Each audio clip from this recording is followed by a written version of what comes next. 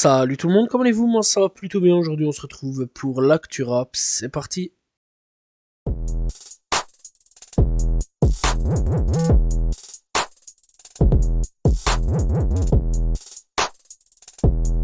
On commence l'actu rap FR avec Kobalade. Alors comme vous avez pu le voir la semaine passée, eh bien Kobalade a été impliqué dans un accident de voiture mortel qui a tué donc son styliste et ami, âgé donc de 30 ans, et une femme était à l'arrière. Mais elle est légèrement blessée, elle a été donc légèrement blessée comme Kobalade, donc voilà, qui a été légèrement blessé. Il a été percuté à un poids lourd en stationnement sur une aire de repos sur la A86. Alors il faut savoir donc que, eh bien, il y a eu pas mal de choses, des rumeurs, etc. On va prendre quand même convenablement le temps avant pour bien décortiquer tout ça. Alors il faut savoir donc que la femme derrière donc n'était pas Weshden. Voilà, beaucoup de personnes pensaient que c'était Weshden. Absolument pas, Weshden n'était absolument pas donc dans ce véhicule-là.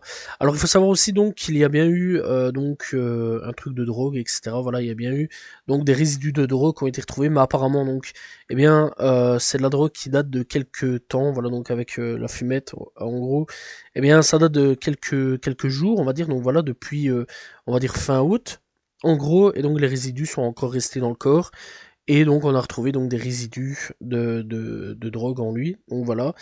Donc dans l'ensemble, il n'était pas du tout comme certains essayent de faire croire, etc., sous l'effet de la drogue immédiate directement.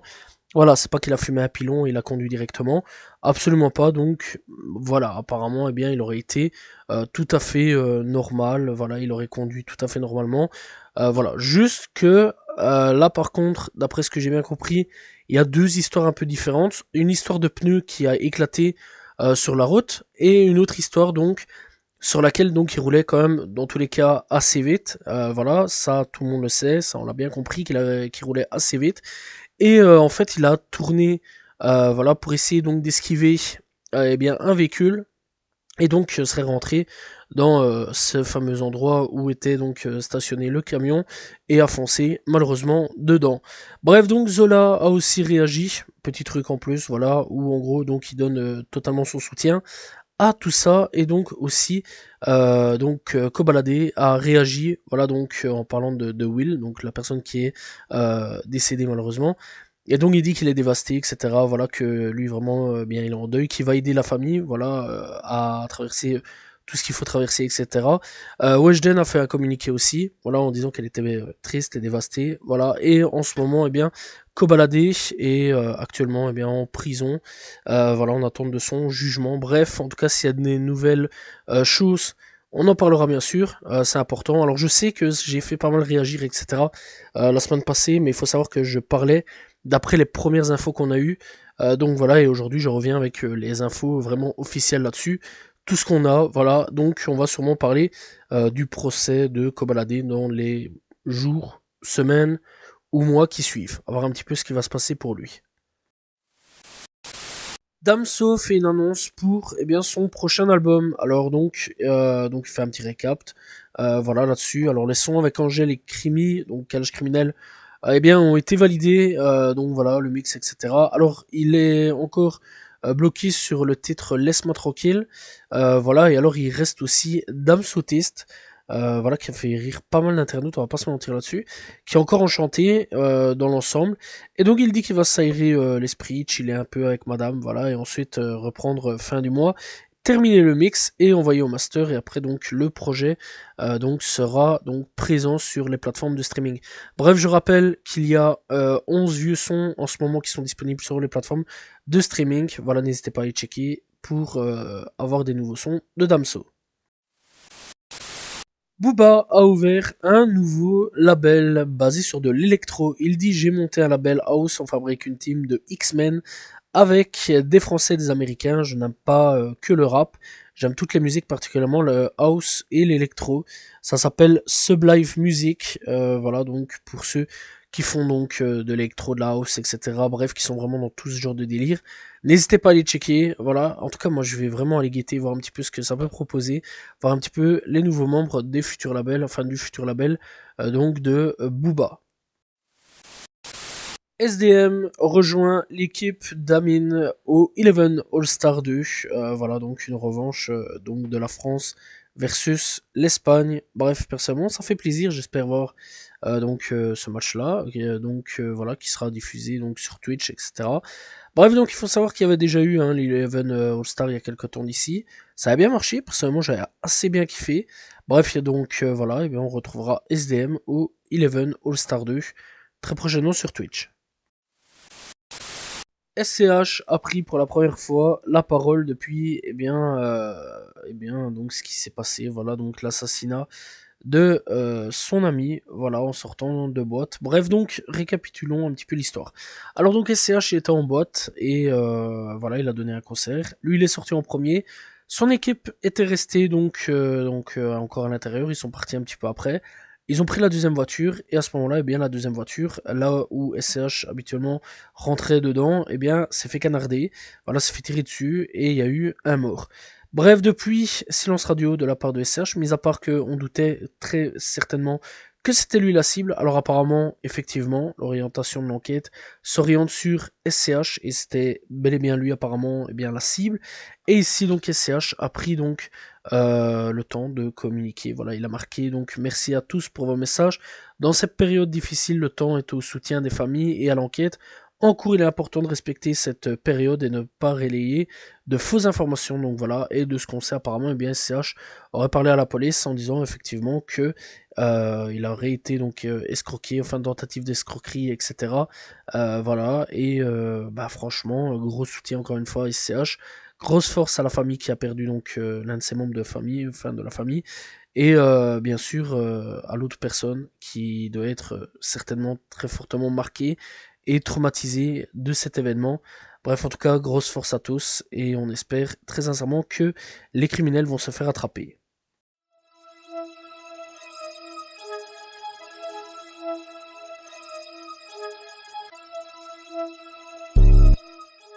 On commence l'actu rap US avec une très bonne nouvelle puisque Hot Boy a été libéré de prison après avoir passé 3 ans derrière les barreaux pour une affaire de loi RICO.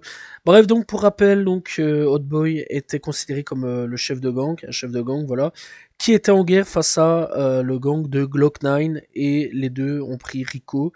Voilà, et donc Hot Boy a été lui libéré et Glock 9 devrait très prochainement être libéré, mais pas tout de suite, voilà, parce qu'il y a encore une autre affaire sur le dos. On espère en tout cas que les deux vont arrêter cette guerre complètement débile.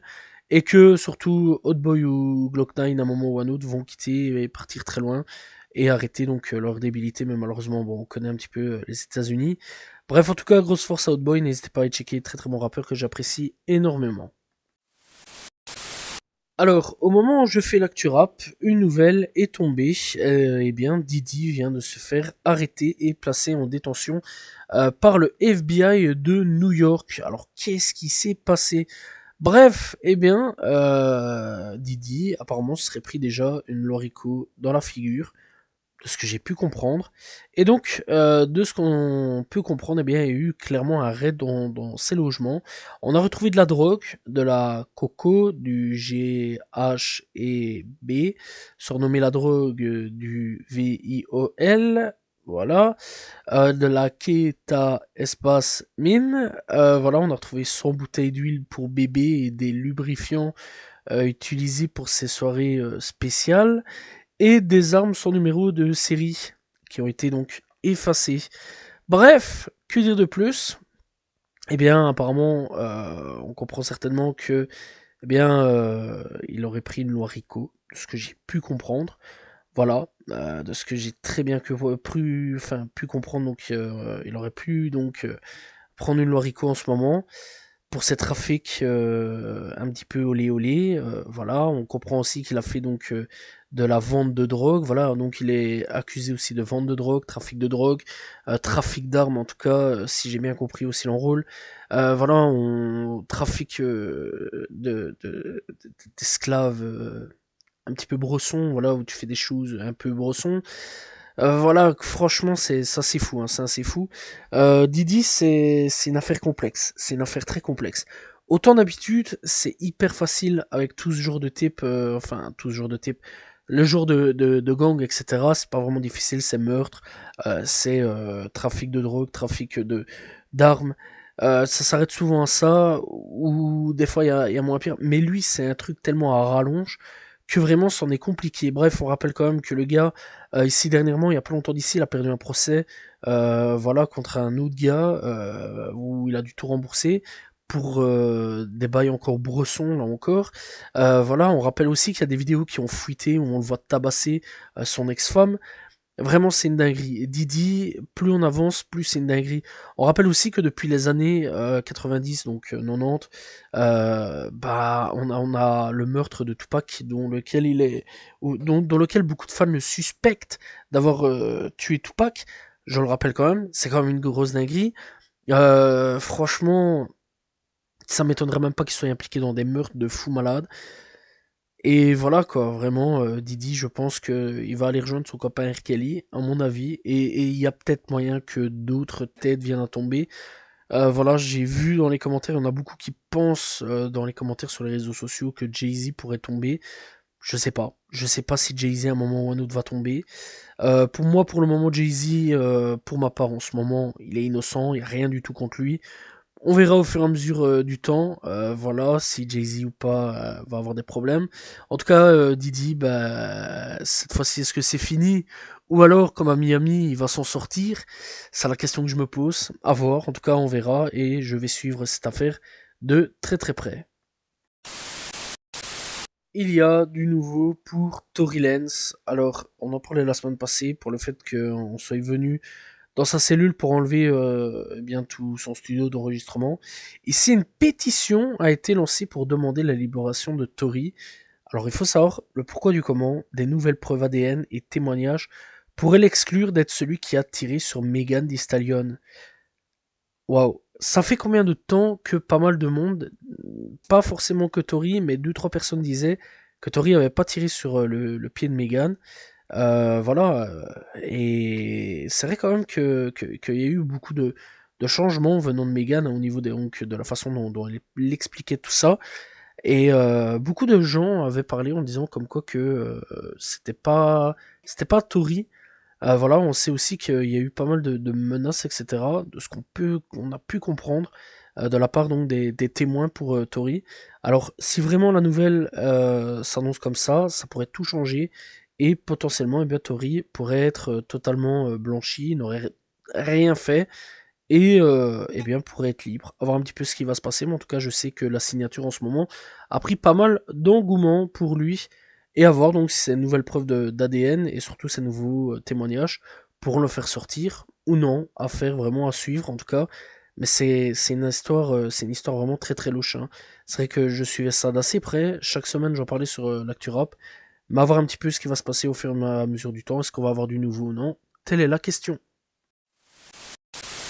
Lil TJ pourrait être dans une sauce incroyable puisqu'il est dans le viseur de Federo après l'arrestation donc de la nuit du donc 14 septembre de plusieurs membres de son propre gang et donc son gang est donc accusé de plusieurs dizaines de fusillades à New York.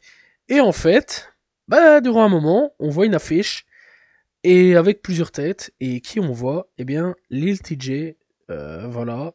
Et bah franchement, il pourrait y avoir une loi Rico contre Lil TJ. Je vois que ça. Et à voir un petit peu ce qui va se passer. Est-ce qu'il va prendre une grosse peine? Est-ce qu'il va se faire arrêter ou non? C'est un peu la question que je me pose. Est-ce que surtout le mec qui est vraiment impliqué dans les affaires de gang actuellement, je sais pas. Mais en tout cas, ça peut pas mal puer pour lui. En tout cas, actuellement, il a pas l'air vraiment inquiété. On va voir un petit peu au fur et à mesure du temps de ce qui va se passer pour lui et surtout à voir s'il va prendre un Rico ou non. Une petite news comme ça qui fait plaisir parce que vraiment c'est des ascenseurs émotionnels hein, cette semaine-ci avec les rappeurs US. Cardi B et Offset ont accueilli donc leur troisième enfant qui est une fille. Voilà, bref, en tout cas, Offset est à l'hôpital avec Cardi B donc ça fait plaisir. Est-ce qu'ils sont de nouveau ensemble ou non? C'est la question qu'on se pose. Mais en tout cas, eh bien, bienvenue à ce troisième enfant de Cardi B et Offset.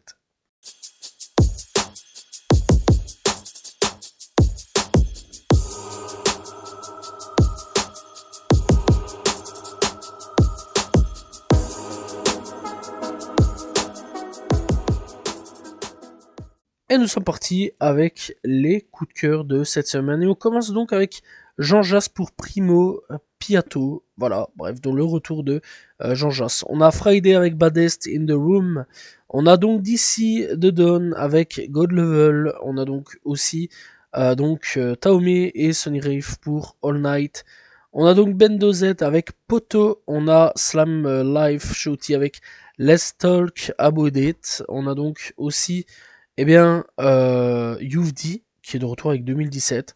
Alors très sincèrement, ça fait plaisir de retrouver du Youvdi comme ça. Voilà, je sais pas quoi dire de plus. Ça faisait longtemps que j'avais pas apprécié du Youvdi, et là j'ai bien kiffé. On a donc aussi YBN B-Slime avec Bortland.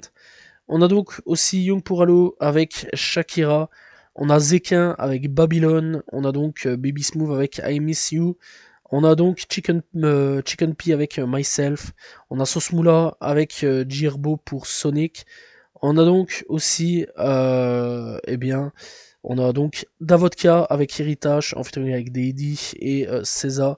On a aussi ZKR avec Cœur Lourd en featuring avec Massine. Et donc on a aussi Mata avec Kundalini. Voilà, c'était donc les coups de cœur de cette semaine. N'hésitez pas donc à aller checker. Il y a vraiment pas mal de trucs qui est sorti cette semaine-ci et qui étaient vraiment lourds.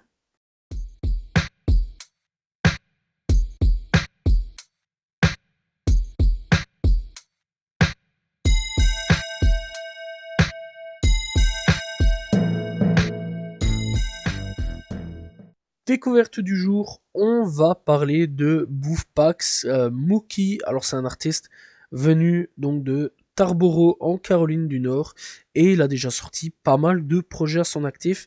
Voilà, tels que Look at What You've Me Done, sorti en 2024. Il a sorti Pax Poetry en 2024, In a Tree toujours en 2024.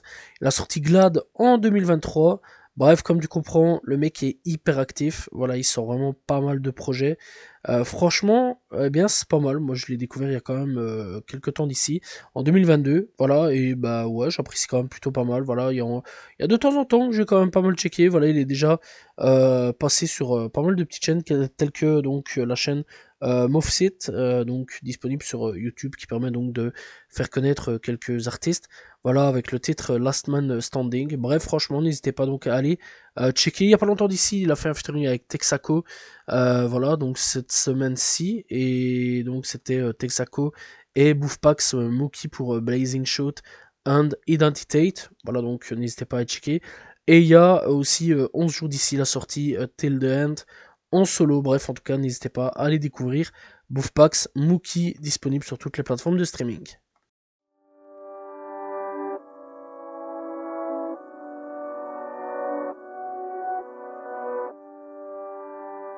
Et nous sommes partis avec les albums sortis cette semaine. On commence avec Oudi pour Le Dernier Rayon de Soleil.